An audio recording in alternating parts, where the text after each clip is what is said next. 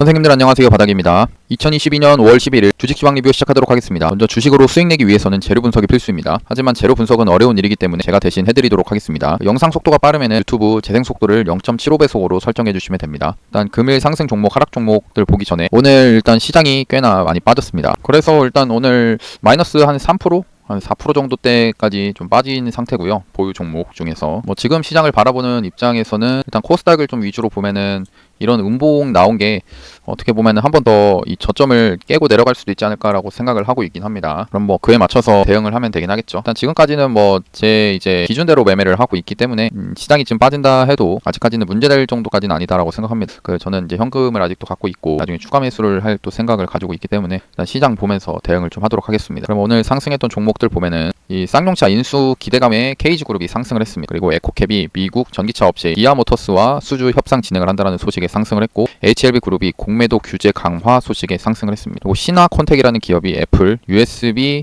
이제 타입을 C타입으로 변경한다라는 소식에 상승을 했고, 시간 외에서는 조일알미늄이 1분기 영업이익이 전년 대비 570% 증가 소식에 시간 내 상한가를 갔습니다. 알미늄 관련주들이 전체적으로 상승을 했습니다. 상승했던 종목들을 보면 이제 쌍용차 인수 기대감 KG그룹이 상승을 했는데, 이 인수 예정사 중에서 자금력이 가장 많은 기업이 KG그룹이라는 소식에 KG그룹이 상승을 했습니다. 내일이 이제 매수 우선권자가 발표될 예정인데, 쌍방울 그룹보다는 KG그룹이 자금력이 많으면서 이 쌍용차를 제대로 회생을 시킬 수 있겠다라는 그런 기대감에 이 KG그룹이 상승을 했습니다. 차트를 보면은 일단 KG그룹 왼쪽이 주봉이고 오른쪽이 일봉입니다. 내일 또 갭이 살짝 뜰 수도 있습니다. 갭이 떠가지고 갈 수 있는데, 아무튼 내일 그 매수 우선권자 그 발표가 나오면은 재료 소멸로 떨어질 수도 있기 때문에 아무튼 내일은 좀 조심하시는 걸 추천드립니다. 만약에 떠가지고 주가가 특히나 이런 고점 구간에 와 있다, 이런 구간에서는 베팅하는 거는 진짜 저는 추천하진 않습니다. 특히 진짜 내일 분명 올라가는 순간이 올 텐데, 이런 종목에서 내일 올라간다 하면서 이제 막 따라 샀다가 갑자기 매수 우선권자 발표가 나오면서 주가가 재료 소멸 나오면서 떨어지는 그런 경우들이 발생하기도 합니다.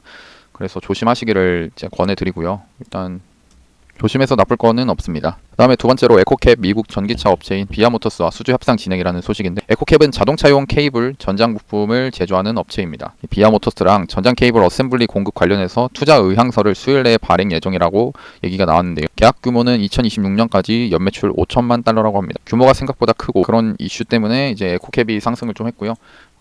일단 차트를 잠깐 봤을 때는 그동안에 이 종목 같은 경우는 상승했다가 빠지고 상승했다 빠지고 이런 식으로 지금 최근에 특히나 이거 리비안 그 미국 전기차 업체인 리비안이랑 엮여 있었는데 계속 좀 역배열로서 전기차 업체도 지금 주가가 안 좋은 상황에서 역배열로 이렇게 빠지고 있는 그런 모습이긴 했습니다. 그러다가 이런 상승이 나와주면서 오늘 상승 나오면서 일봉에서 120선을 살짝 뚫어놓은 상태인데, 아직까지는 이제 이 전고점 구간, 이런 저항 구간을 넘지 못한 상황이니까 일단 지켜만 볼 것 같고요. 제 입장에서는 지켜볼 것 같고, 근데 투자 의향서가 실제로 해결이 된다고 하면 금액적으로 시가총액이 이제 이 1,000억인 기업이 매년마다 영업이익이나 이런 것들, 그러니까 저 체결 내역으로 해서 금액이 증가한다라는 거는 참 이 이익의 보증 수표기 때문에 좋은 체결이라고 생각은 하는데, 실제로 이제 체결이 되느냐까지도 확인을 해봐야 되고, 아직까지는 이런 저항선을 못 넘은 자리니까 이것까지도 확인을 좀 해봐야겠습니다. 대원화성은 그냥 에코캡이랑 같이 엮여가지고 상승을 했습니다. 항상 이제 에코캡 올라가면 대원화성도 같이 따라서 올라가는데, 그것 때문에 이제 상승한 걸로 보이고, 이 종목도 그냥 역배열인 종목에서 살짝 반등한 모습인데, 일단 전기차 관련된 업체 같은 경우는 지금 미국에 테슬라나 리비안 이런 쪽 다 지금 하락을 하고 있기 때문에 그냥 괜히 베팅을 하는 것보다 좀 더 기다렸다가 베팅하는 게 맞겠다 생각합니다. 그 다음에 세 번째로 HLB그룹 공매도 규제 강화 소식에 상승을 했고요. 이건 특별한 이슈는 없었고, 이 HLB가 공매도 잔고 금액이 2천억 원으로 코스닥에서 펄어비스 다음으로 높다라고 합니다. 그래서 공매도 규제를 하면은 HLB에도 호재로 작용이 될 것이다 라고 생각을 하면서 일단 반응을 했는데요. 일단 HLB 제약입니다.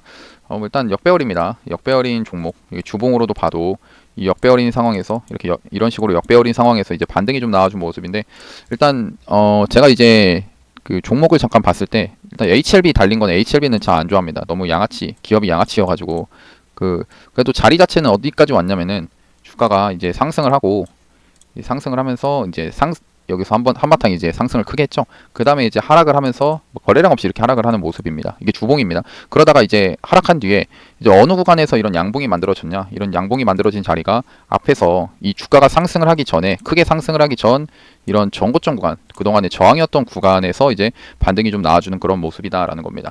그래도 그러니까 자리 자체로는, 그러니까 이 회사에 대한 그 기술적인 분석으로 따지고 봤을 때 이제는 이런 고점 대비해서 좀 낮아진 가격대이긴 하다. 가격대라고 이제 볼 수는 있고, 그러니까 이런 이 박스권 내에서 주가가 이제 왔다 갔다 하면서 횡보를 한 뒤에 올라가 주는지를 이제 확인을 하면 되겠는데, 근데 일단 단기적으로, 아니 장기적으로 봤을 때는 그동안 역배열이었기 때문에 이 한 번에 20주선을 넘는 모습을 보여주긴 좀 힘들 거다. 그리고 오늘 상승한 이슈 자체도 뭐 이 리보세라닙이라는 거를 이제 임상하고 있는데, 그런 약효에 대해서 뭐 가시적인 효과가 나온 게 아니고, 오늘 그냥 경매도 규제 강화로서 수혜를 받아서 잠깐 이제 단기적인 이슈로 상승을 한 거지, 굳이 이제 이런 역배열인 종목을 건드릴 필요는 없겠다 생각합니다. 이런 종목을 건드릴 바에는 이제 새로운 종목들이 많이 있으니까요. 그리고 HLB는 좀 진짜 좀 악랄하기로 유명합니다. 세력이 너무 유명해서요. 그다음에 HLB 뭐 특별하게 볼 건 없는 것 같습니다. 그냥 제가 보는 입장에서는 그나마 HLB 제약이 낫지, 모양은 나은데 HLB는 더 상승률도 적고 별로 안 좋은 기업이라고 생각합니다. 그러니까 매매하긴요.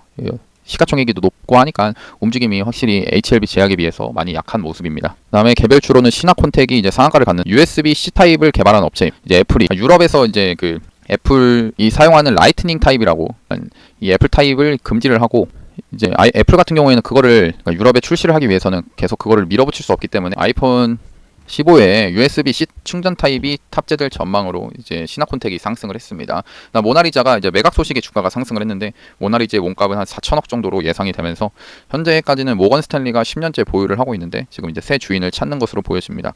그다음에 태경케미칼이 20% 상승을 했는데, 이게 이런 연합회에서 이 탄소 공급이 부족하다라는 그런 얘기가 나왔습니다. 이 탄산 같은 경우에는 음료랑 반도체 다양한 산업에서 이제 사용이 되는데, 공급 부족 소식으로 이제 태경케미칼 같은 경우는 액체 탄산을 생산하는 업체로 이제 수혜를 받아서 상승을 했습니다. 수젠텍 같은 경우는 올해 1분기 역대 최대 분기 실적 달성으로 상승을 했고요. 그러니까 1분기 영업이익이 이제 분기 기준 최대 실적입니다. 최근에 이제 코로나로 인해서 항원 신속 진단키트 판매가 증가한 영향이 좀 있습니다. 신화콘텍을 보면은 그 예전에도 이제 유럽에서 이제 USB-C 타입을 사용해야 된다 이런 이슈를 해가지고 한번 상승을 했던 그런 모습이 있습니다. 그런 모습 속에서 일단 애플이 결국에는 USB-C 타입을 사용한다라는 그런 이슈로 상승을 좀 크게 했고요.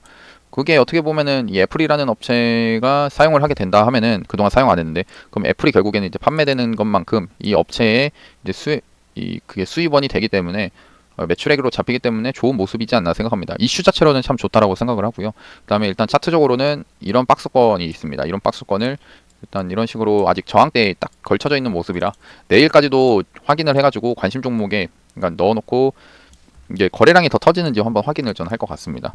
일단 만약 거래량이 터지면서 주가가 더 한번 상승을 한 뒤라고 하면은 똑같이 이제 4등분선을 그어가지고 밑으로 떨어질 때 매수를 한번 해볼 수 있겠다 생각합니다. 아무래도 애플이랑 엮여있기 때문에 좀 매매를 해볼 수 있겠다 생각을 하고, 그럼 관심 종목으로 얘를 좀 넣어놓겠습니다. 신화콘텍을 넣어놓고, 모나리자는 이제 매각 이슈인데, 일단 매각 이슈가 앞에서부터 계속 한 번씩 나왔습니다. 나왔다가 중간중간에 상승을 시켜놓고 했는데, 일단 역배열에서 갭을 이렇게 띄워놓은 모습 자체는 참 뭔가 좀 새로운 움직임을 보여주려는 건지 하는 생각에 이렇게 좀 띄워져 있는데, 일단 매각 기대, 그러니까 이 주식시장에서 매각 기대감으로 주가가 올라가는 경우가 많습니다. 그런 기대감을 바탕으로서 주가가 올라가는 게 있으니까 재료를 이제 생각하면서 갭을 띄워놓고, 여기서 예를 들어 이런 저점, 오늘에 만들어졌던 이 저가 있죠. 이 저가를 안 깨면서 횡보를 이렇게 하다가 갑자기 주가가 올라가는 그런 모습을 또 기대할 수가 있습니다. 하지만 반대로 이런 자리 위에서 횡보를 거치지 못하다가 떨어지면은 뭐 다음에 또 매각 이슈가 나오면은 그때 보면 되는 거죠. 이 자리가 어떤 자리냐면은 이런 그동안에 단기간에 만들어졌던 박스권의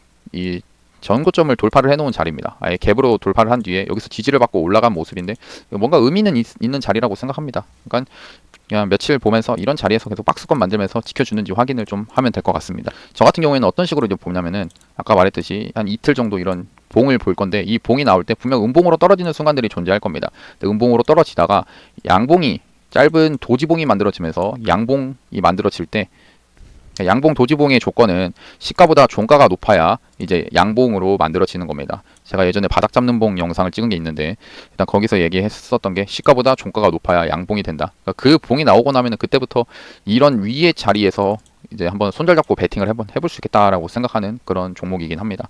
뭐 매각 이슈로 더 올라갈 수도 있으니까요. 그다음에 태경케미칼 같은 경우는 뭐 연속적으로 계속 상승을 하는 그런 모습입니다. 워낙에 이제 탄산 쪽은 이 전 산업에서 계속 사용을 하는 거기 때문에 이슈 자체는 좋아 보이는데, 일단 좀 그냥 지켜보겠습니다. 이런 저항대를 아직 돌파를 못한 상태고, 이런 돌파를 하지 못한 상태라고 하면은 이런 바닥권에서부터 벌써 그래도 상승할 때 50% 60% 넘게 상승을 했기 때문에 이 구간이 이제 단기 고점이 될 수도 있습니다. 그래가지고 무리하게 이런 고점이 될 수 있는 자리에서 베팅을 하는 것보다는 좀 지켜보는 게 낫지 않겠나 생각합니다. 다음 수젠텍은 1분기 실적으로 상승을 했는데 그냥 단기적인 반등입니다. 그동안 하락했다가 그냥 단기적인 반등이었고, 뭐 이슈가 크게 진행되지는 않아 보입니다. 그 다음에 이제 하락했던 종목 BK탑스 같은 경우는 최근 대규모 유상증자 전환 이슈가 있었고 계속 하락 추세더라고요. 그 다음에 광림 쌍방울은 쌍용차 인수 이 그룹 중에서 KG그룹이 유력하다라는 소식에 쌍방울 그룹주가 좀 재료소멸 느낌으로 하락을 했습니다. 그 다음에 LG 생활건강 같은 경우 마이너스 14% 빠졌는 1분기 어닝 쇼크로 인해서 52주 신격가를 경신했습니다. 화장품 부문 매출에서 중국 시장 수요가 크게 줄면서 2015년 수준으로 회귀를 했다라는 소식인데요. 일단 BK탑스 같은 경우 그냥 안 봐도 됩니다. 이런 것들은 이 주봉에서 역배열인 종목은 그냥 안 보시는 게 좋고요. 다음 광림 쌍방울 이제는 뭐 이슈가 끝나가는 겁니다. 예전부터 계속 얘기했듯이 쌍용차 인수를 하면서 이제 그냥 주가를 펌핑 시킨 거고, 이 펌핑한 게 그냥 끝나니까 떨어지는 겁니다. 이 쌍방울이랑 광림이라는 기업 자체에 그냥 평균 가격이 이런 자리다. 그러니까 저런 이 테마 이슈가 안 나오면은 그냥 이 기업의 실적 이런 걸 따지고 봤을 때는 이런 자리가 그냥 적당한 자리다라고 생각하시면 됩니다. 그래서 이 쌍용차 인수가 저런 얘기가 이제 끝나가니까 이제 빠지는 거고요. 뭐 광림도 그렇습니다. 그 다음에 이제 LG 생활건강 같은 경우는 아예 그냥 52주 신고가, 왼쪽에 주봉으로 봐도 그동안에 야금야금 이렇게 올라왔는데 진짜 가파르게 하락을 합니다. 거의 이 작년 6월달에 비해서 거의 100%가 하락을 한 것 같은데요. 참. 여기 찍히기로는 이제 마이너스 61%가 이렇게 찍히긴 찍힙니다. 뭐 어마어마하게 이제 빠졌다라고 볼 수 있고 100%는 아니겠네요. 그냥 아무튼 50% 넘게 빠졌다라고 보면 되고, 이런 종목은 싸다고 해서 잡을 필요는 없다 생각합니다. 하락하는 종목은 하락하는 이유가 있습니다. 그러면 오늘 영상 봐주셔서 감사하고, 영상이 도움이 되셨다면 구독하고 좋아요, 알람 설정까지 눌러주시면 감사하겠습니다. 감사합니다. 바닥이었습니다.